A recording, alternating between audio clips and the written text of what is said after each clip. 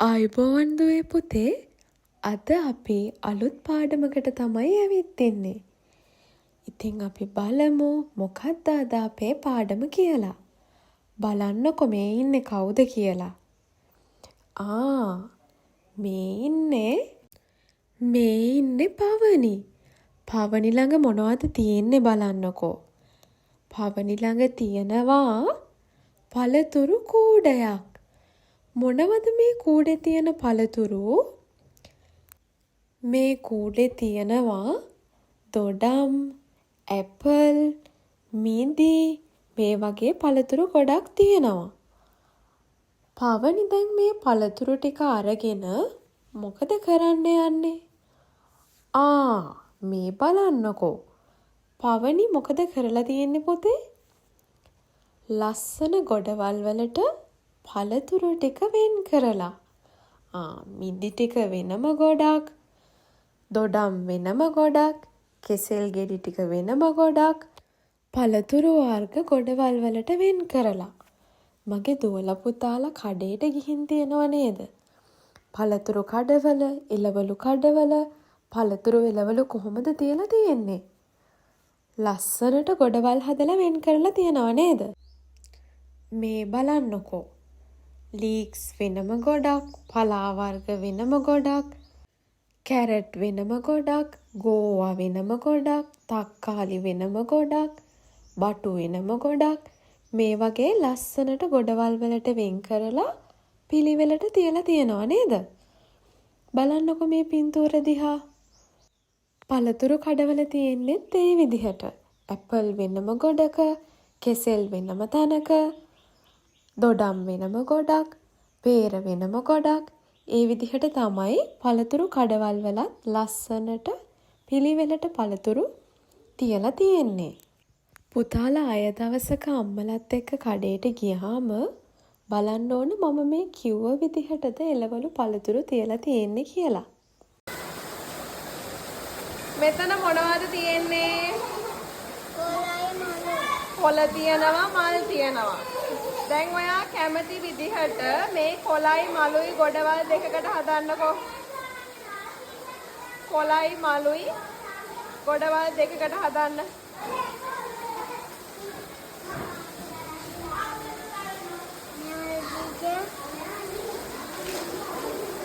හරි නේද?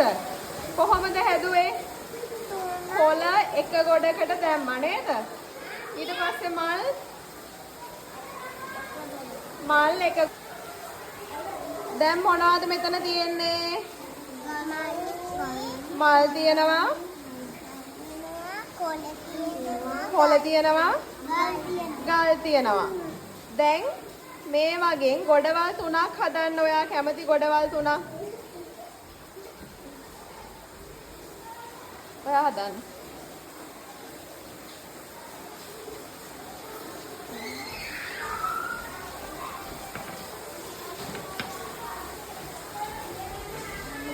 කොහොමද හැදුවේ? මල් ටික දැම්මා එක ගොඩකට, කොළ ටික දැම්මා එක ගොඩකට, ගල් ටික තව ගොඩකට දැම්මා නේද?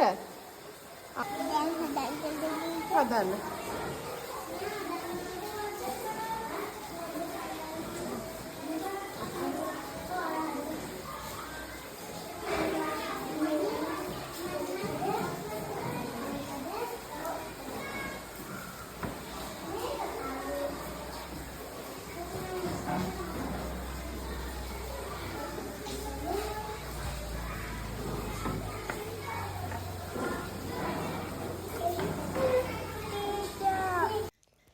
මෙතනදි පුතේ මල්, කොළ, ගල් කැට කියලා කියන්නේ වර්ග 3ක්. වර්ග 3ක දේවල් තමයි තිබුණේ. එතකොට වර්ග 3 අපි වර්ගය අනුව ගොඩවල් 3කට වෙන් කරා. මල් ටික එක ගොඩක්, කොළ ටික එක ගොඩක්, ගල් කැට තවත් ගොඩක්. මේ විදිහට අපිට වර්ගය අනුව ගොඩවල් වලට වෙන් කරන්න පුළුවන්. දැන් බලන්න පුතේ මේ දීලා තියෙන ක්‍රියාකාරකම කරන්නේ කොහොමද කියලා. ද්‍රව්‍ය වර්ගය අනුව වෙන් කර අඳින්න. පළවෙනි කොටුවේ තියෙනවා මල් තියෙනවා කොළ තියෙනවා. මල් කීයක් තියෙනවද? මල් 2ක් තියෙනවා. කොළ කීයක් තියෙනවද? කොළ 3ක් තියෙනවා.